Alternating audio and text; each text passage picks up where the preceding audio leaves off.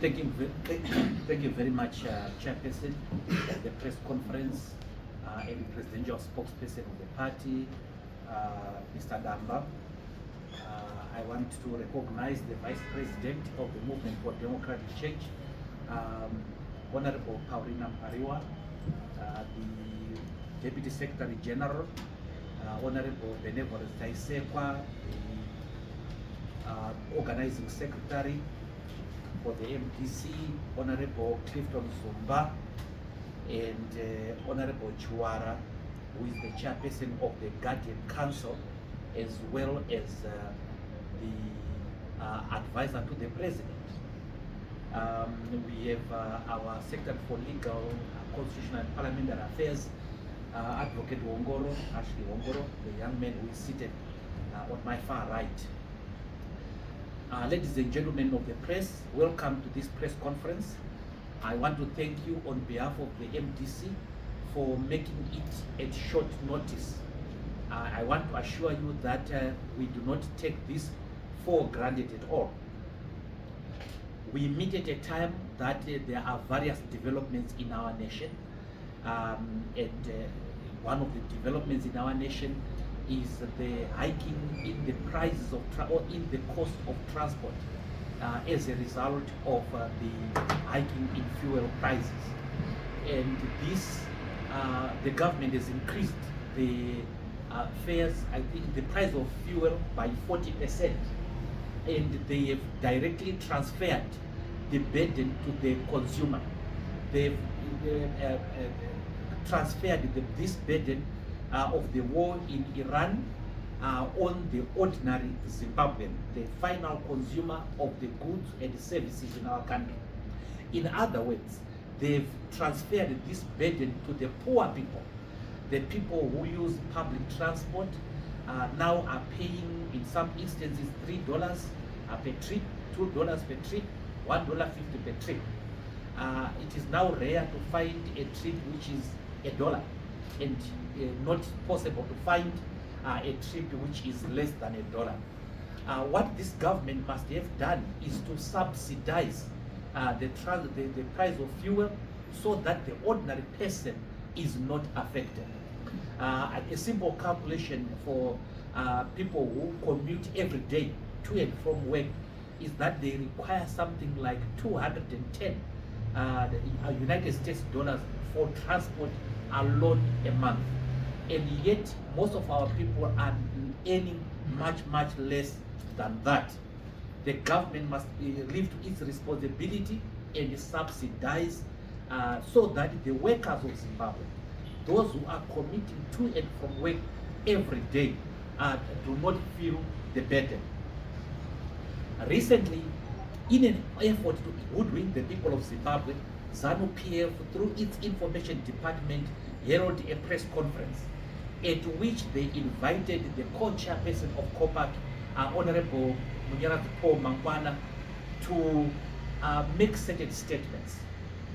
At that press conference and subsequent interviews, Honorable Mangwana made a number of important statements. The first important statement is that he acknowledged that any extension of term for the president requires a referendum. He was very emphatic about that if it came to extension of term of office for the office of president, then a referendum is required. However, he went on to say that because this amendment provides for an extension which is less than 3 years, an extension of 2 years, then it is not an extension of term. Honorable Mangwana went on to say that the Parliament of Zimbabwe was clothed with unmitigated powers to amend the constitution without necessarily going for referendum. He went on to say that because the amendment, in his view, the amendment did not involve any changes in the Bill of Rights or in the land rights, it did not require a referendum.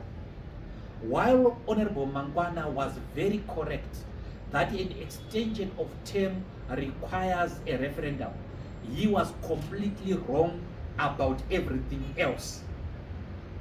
It is difficult to tell whether Honorable Mangwana was speaking his mind or was simply carrying a party instruction. Of course, the Parliament does not have unfettered discretion to change the Constitution.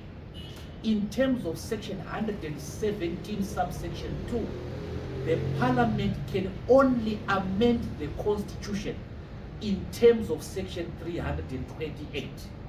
And the Section 328 is the section we all know that it requires certain formalities to amend the Constitution. So he is not right that the Parliament has unlimited power to change the Constitution. They can only change this Constitution in terms of Section 328. Then on the issue of whether 2 years does constitute an extension of term, Honorable Mangwana was relying on the wording of Section 91, subsection 2. In terms of Section 91, subsection 2 of the Constitution, for purposes of that section, 3 or more years is deemed a full term. In other words, where a person has been given an additional 3 years, they are deemed to have been given an equivalent of 5 years. In other words, they are deemed to have been given a full term. What is important about this section is that a person who has been given 3 years and more is deemed to have been given a full term. It means, therefore, that a person who has been given less than 3 years has been given an extension of term but not a full term.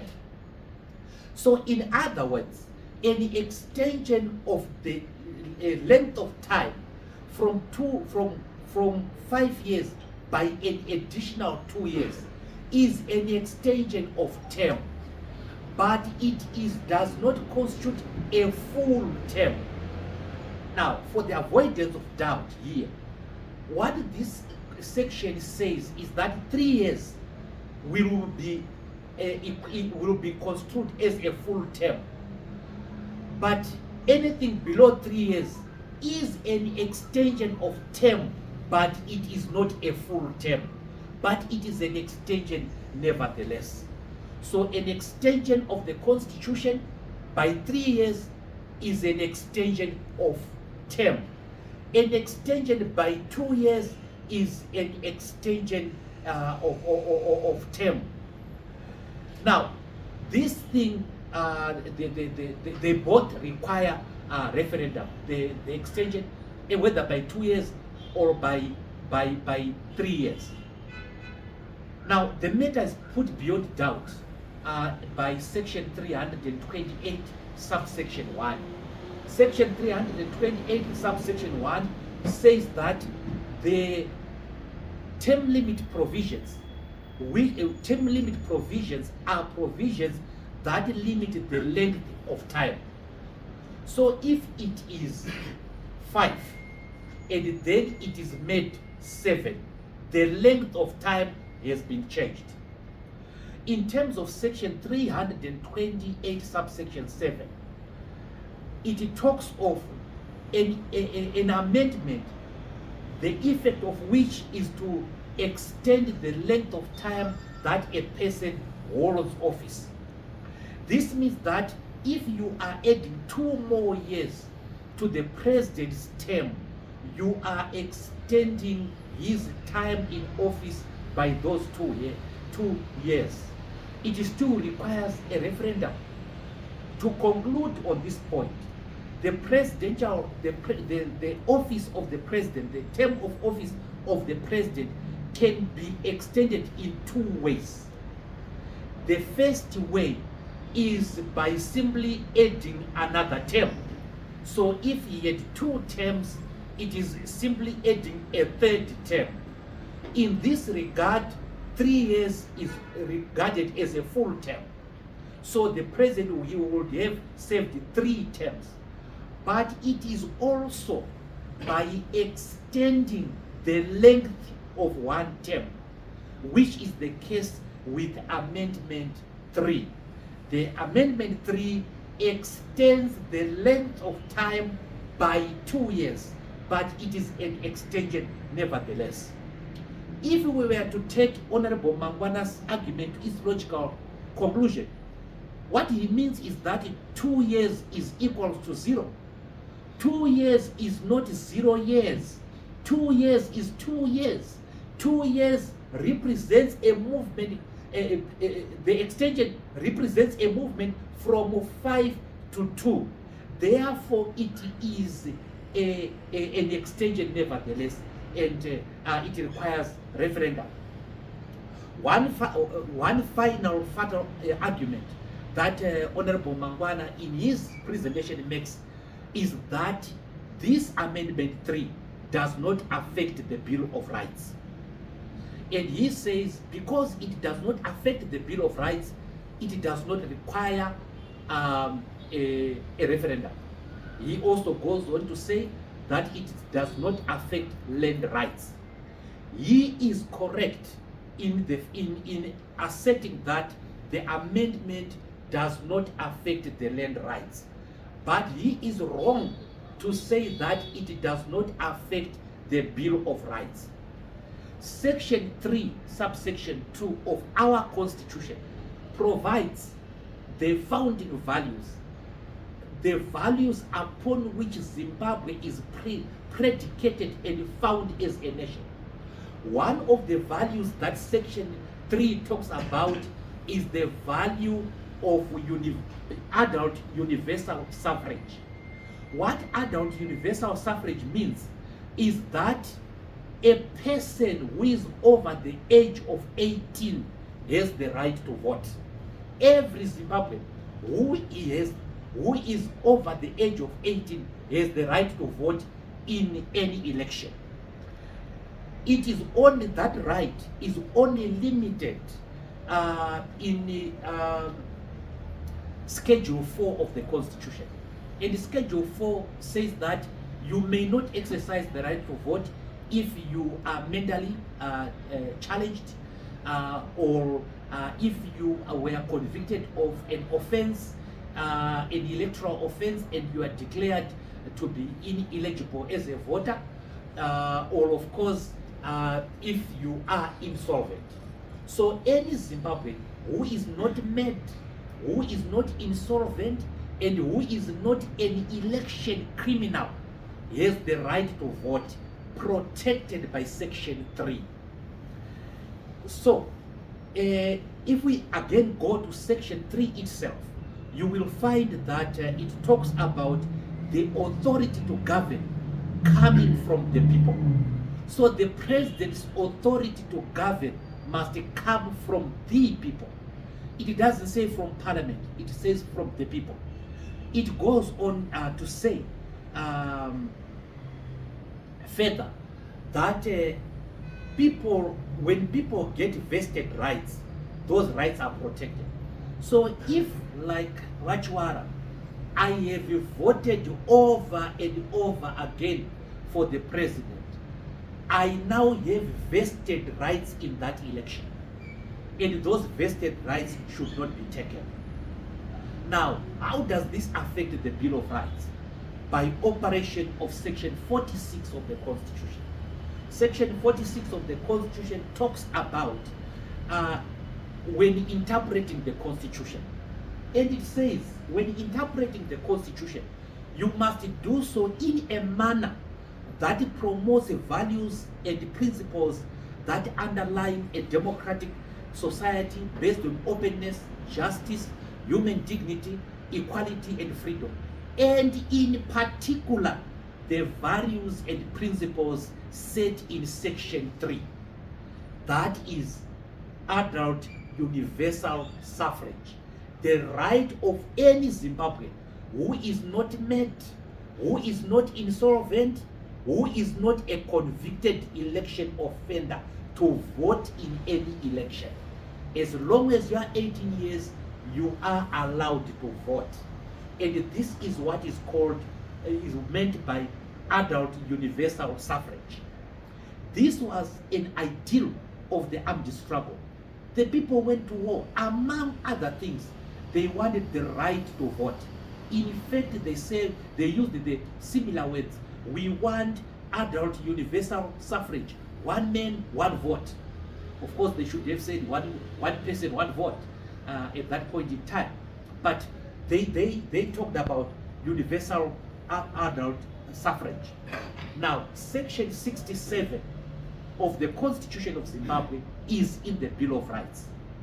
And Section 67, subsection 3, says that every Zimbabwean above the age of 18 has the right to vote. In other words, the rights that are given in Section 67 are the rights to universal adult suffrage. And universal adult suffrage in our Constitution is only limited where one is mental challenges, convicted electoral offender, or is insolvent. So Section 67 provides for political rights. Every Zimbabwean above the age of 18 has the right to vote. Now, what this bill now does is that it then says every Zimbabwean who is above the age of 18 cannot vote in the presidential election unless they are a member of parliament. That means, therefore, the Bill of Rights is being amended. The political rights that were given to the people of Zimbabwe are being amended, and amended by taking away the right of the Zimbabwean person to vote for president. It is amended by taking away the vested rights that people who have voted before have now acquired by virtue of their voting. Therefore, this amendment affects the Bill of Rights. And because it affects the Bill of Rights, it must go for referendum. Ladies and gentlemen, it is very, very clear that the political rights which are contained in the Bill of Rights are being affected. And therefore, there is need for a referendum.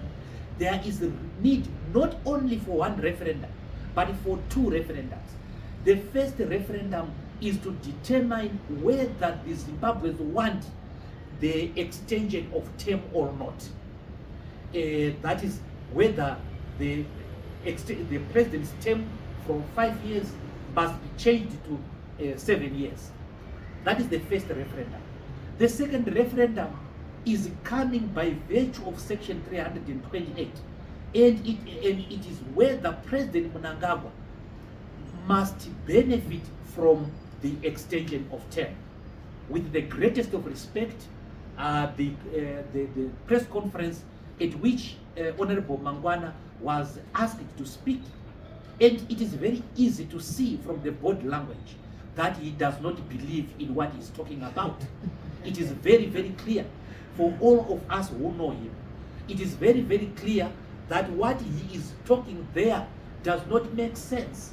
He is a man who was involved in the crafting of this constitution and who knows the intention of the legislature. And the intention of the legislature was to protect the values of the liberation struggle. If you go to the preamble of this constitution, you see us talking about the respect of the values of the liberation struggle. If you go to chapter 2 of this constitution, you see us talking about the respect of the values of the liberation struggle. One of the values of the liberation struggle was universal adult suffrage, the right of a Zimbabwean person to vote in an election, and more importantly, to vote for the president. And we have already demonstrated that extension by 2 years is an extension, but it is an extension which does not constitute a full term. Something which is not a full term is probably a quarter term or a half term or a three-quarter term, but it is not nothing. It is something. It is an extension, and that extension is covered by our laws. You deal with it in terms of section 328, and the more we look at this, the more we see how the Zimbabweans tried to safeguard their rights, including the right to vote. Ladies and gentlemen, the Parliament of Zimbabwe has published a schedule of meetings at which they want to hear the views of the people of Zimbabwe. They have also asked the Zimbabweans to put their submissions in writing. I want to inform you that the Movement for Democratic Change is making its written submissions in accordance with what the Parliament has asked it to do. We urge all of the people of Zimbabwe to turn up in their numbers at these public hearings. But you will also notice that these so-called public hearings are mere tokenism. For example, in Mashona and the West, I think there is no hearing in Murombedzi, Chinoi, which other area? Karoi, and so on. We don't have public hearings at all. And I think in Harare we have two. In a city of more than 4 million people, you have 2 centers. So this is mere tokenism to hoodwink the people that they've been consulting. This is a fiat accompli, and so on. We have also noticed that there is growing violence and inequality that is being propagated in this country. Zanu PF, day in, day out, are having their meetings where they are promoting this bill. In effect, they have doubled their efforts to promote this bill. They are being allowed to do that in full freedom. But other political parties are not being allowed to hold meetings. For example, in October last year, the MDC meeting in Bulawayo was attacked by thugs who called themselves Timiam Dara. And they were against anybody who was against the 2030 agenda. We have seen the disruption of Professor Maduk's meeting at his headquarters at 348 Temple Avenue, where he was brutalized and beaten in the presence of the police. And up to now, of course, Zimbabweans will be pleasantly surprised that nobody has been arrested. So we have the issue of deja vu. What happened in 2008 is happening again now. The victims are not being protected. The vigilantes, they are going around this country harassing people. Only last week, MDC National Women's Assembly was commemorating the International Women's Day in Bulawayo. The teams came in the presence of the police and started attacking the women with stones, pelting them with stones and other crude objects in the full glare of law enforcement. And the police did nothing. Deja vu. This is what happened in 2008. MDC was brutalized. And in fact, when MDC people went to complain to the police, it was the complainants who were arrested. This is what is coming to this country. And it is quite interesting that as we are going towards these public hearings, as we are going to the head on this amendment, the police are being taken for retraining. We don't know what they are being retrained for. The courts have been brought to a standstill because police witnesses cannot come because they are having special trainings and so on and so forth. We hope that this is not training for them to do what they did or for them not to do what they did not do in 2008. We want the people of Zimbabwe to speak in full freedom. Those who want the bill must be free to say they want it. Those who don't want it must be free to say that they don't want it. There is no need to brutalize the people of Zimbabwe. And the president of this country and his law enforcement ministers, the Minister of Home Affairs, the Minister of State Security, and even the Minister of Defense must come out in defense of the freedoms of the people of Zimbabwe. This violence, if it is allowed to continue, may spiral out of control. It brings national resentment. And I want to appeal to the Zimbabweans that the poor people are being used to fight other poor people.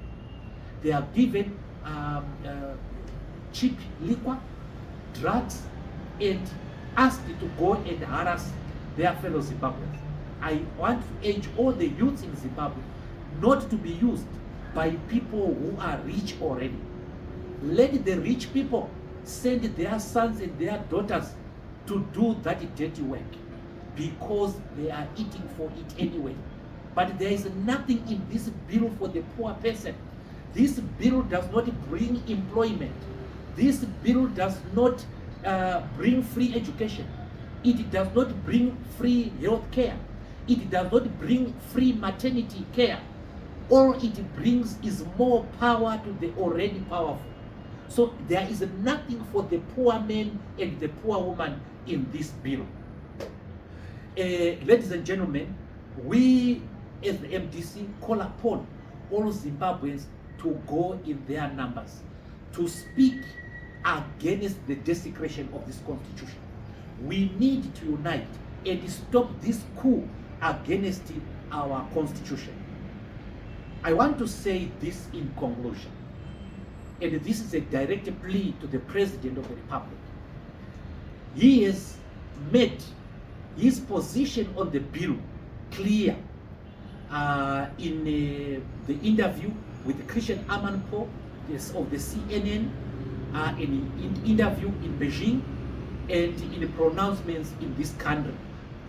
And the last pronouncement was when he talked to the journalists. I don't know where it was, but I'm sure it was in Harare. And he said he is going to try to dissuade the persuaders. This is the time, Mr. President, to dissuade the persuaders.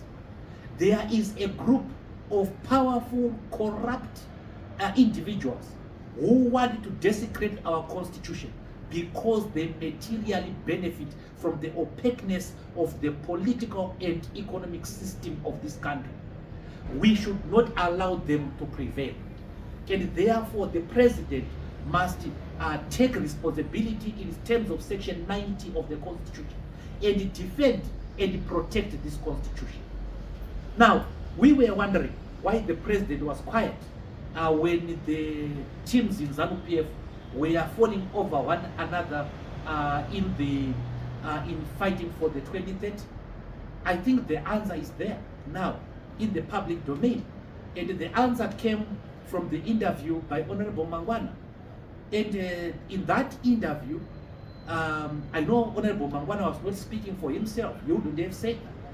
He was speaking on behalf of the powers that be, the invisible evil forces that are in this country. And they say that if the president does not agree with amendment number 3, he will face unspecified action. So we have a president who is acting under threat, and we must discourage that. We must not accept that. The people of Zimbabwe must defend their constitution. We want to avoid a situation where the president will act as a result of fear, where the president will act against his conscience. He told us, the president, that he is against this amendment. And he is a man who was in the liberation struggle. And he knows what the values of the liberation struggles were. What is it that is so powerful that will move him away from that? The people of Zimbabwe must protect this constitution. And protect it we shall. We know that there's going to be a lot of difficulty. We know that there's going to be a lot of bodily harm. that is going to be brought by these powerful forces. But these powerful forces elsewhere in the world have been defeated before. No amount of money, no amount of intimidation, no amount of violence can defeat an idea whose hour is come. The hour to defend the sovereignty of Zimbabwe, to defend the values of the liberation struggle has come, and we shall prevail. Thank you very much. Thank you. I want to invite questions from the journalists. Does anybody have a question? Yes, my brother. Name and media house. Thank you, Munyaradzi. Freelance. Okay. My question is, I want to know your position with the letter that was written by the generals to Parliament. Second question. Yes, my brother. Thank you. My name is Thomas Madu. Honorable Mwonzora, you were once a legislator, and do you have faith in what people will say during the public hearings will matter in the final decision? What people will say will be considered, since you are an MP before? Third question. Third question. Okay, ma'am. Okay. True. Thank you very much. One thing I noticed about the generals who wrote this letter is a common denominator. And the common denominator is that almost all of them were fighters in the war of liberation. And almost all of them received the political education of that time. And the political education included why the liberation war was being fought. One of the reasons was to get our land back. The other reason was universal adult suffrage, one person, one vote. These are people who witnessed their comrades die in Nyadzonya, in Chimoyo, in Dugwe camp, in Freedom camp. These are people who experienced serious hardships. I was privileged enough at that point in time to have been old enough to understand what was going on. And I did see these things for myself. People going for days without eating, without water, without good sleep, and so on. Fighting for an ideal. And one of the ideals is the idea of universal suffrage. I am sure those people were not fighting for one parliamentarian, one vote. They were fighting for the people of Zimbabwe to have real power to choose their leaders. And therefore, they are speaking like patriots. And they were very disciplined. They have followed the channel that they were asked to follow. And they've written to the speaker. We need to pay attention to them. This government needs to pay attention to what these people are saying, because they are more than stakeholders. They are stockholders, because they participated in a grueling war of liberation. What amendment number 3 is doing is that it is constituting a serious betrayal of the liberation struggle. Why was it fought? In order for a few parliamentarians to determine the highest office of this land. In order for 350 people, privileged, corruptible, to decide who the President of the Republic is. And by the way, if you look at the amendment, it's very, I'm sure there will not be acting president anymore when a president goes or something like that. Because within 30 days, that parliament sits again. It can sit a day after the president is gone and elect another one. They don't have to consult the people. They have just to sit in Mount Hampden, the 350 of them, whining and dining and changing the fate of the people of Zimbabwe. And therefore, we agree with the sentiments expressed by the retired generals. That is a responsible statement. It accords with what we have been saying as the MDC, but we were speaking, of course, to people who cared not to listen. will what the people say matter? What determines whether what people say will be taken seriously or not is how serious the people will be themselves. Remember that they are going to there's going to be outreach. We will watch keenly about that outreach. People must speak in full freedom, and people must guard what they would have spoken. They must defend their ideas. And if the parliament were to disregard their ideas, then the people of Zimbabwe must speak to that parliament. They must exercise their sovereign power. And the power that they can exercise is right there in the constitution. The people of Zimbabwe, in terms of section 59 of our constitution, are allowed to demonstrate. They are allowed to peaceably assemble. And right now as we speak, Zimbabweans who are next to MPs in their constituencies must tell their MPs what they expect from them. And this is a legitimate thing. If we people in Nyanga North do not want this stupid amendment, we must be able to tell Maisanyatwe that.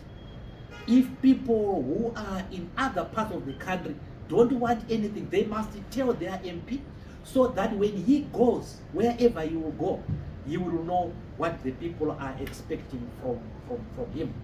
But as we have said before, as the MDC, there is something very wrong happening in the country. The MPs who are directly going to benefit are sitting in judgment of the amendment. And the president who is directly going to benefit is sitting deciding whether to assent or not to assent. There is a serious conflict of interest. And in fact, it is an obscene conflict of interest. And how we thought of dealing with that when we were doing the constitution is that we then said, when it comes to that eventuality, the people of Zimbabwe must decide. So what we are asking for, to be clear, we are not asking anybody to leave office before their term of office. We are simply saying that when the term of office is over, the president must simply go home and somebody else must be elected by the people. That's what we are saying. And we are saying that our constitution is good as it is. If it ain't broken, don't fix it. The problem for Zimbabweans is not that the term of office of the president is too short. That's not the problem of the Zimbabwean. The problem of the Zimbabwean people is that there is no employment. Transport costs are high. They are being fleeced by the rich and the powerful. And they want their freedom. That's what Zimbabweans want. Zimbabweans don't want any extending of term. Yes, media house. Yeah,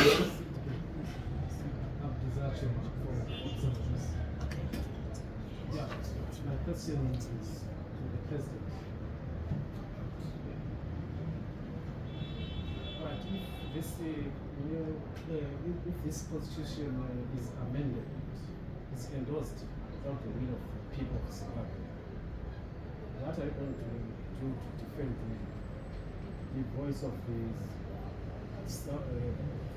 voiceless Zimbabweans, considering that they are scared of even going to the streets to protest, and considering what happened in the east of this particular area? Okay. Question?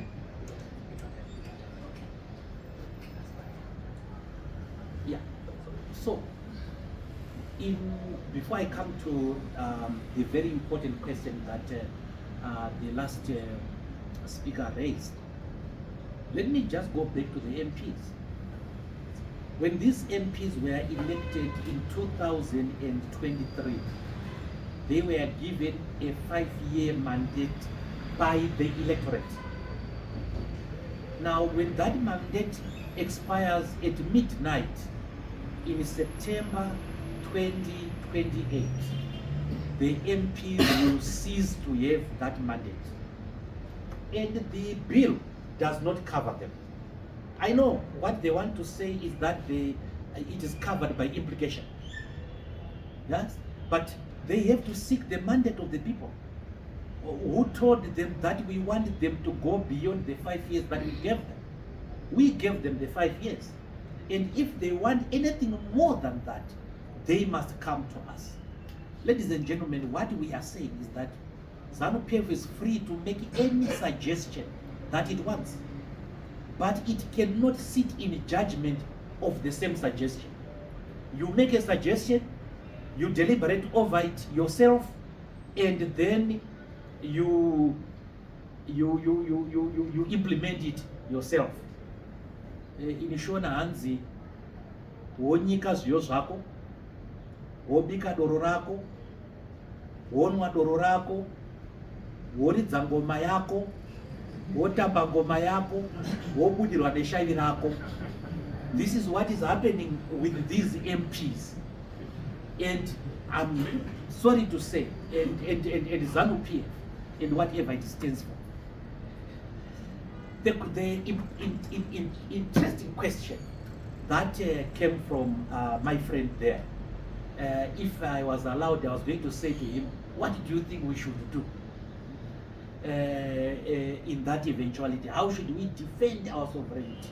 How should we defend our independence? Because we are being recolonized here. Some people are now trying to import a Chinese system in our country. And we are being recolonized without, well, some of us are seeing that, but without our will.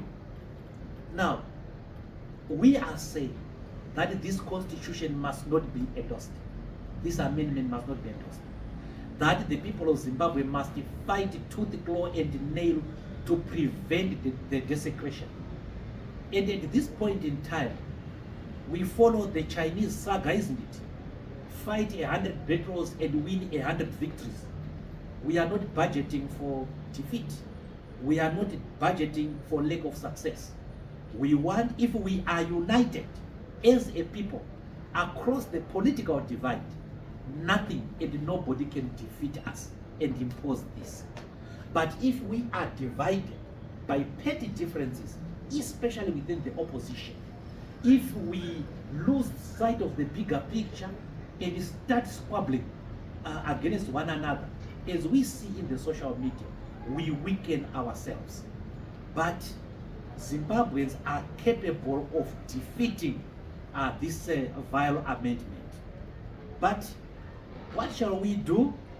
What we shall do depends on the circumstances that exist at the time that this thing arises. We as the MDC are not gifted in speculation about what the objective conditions will be at the time that you say what is going to happen will happen.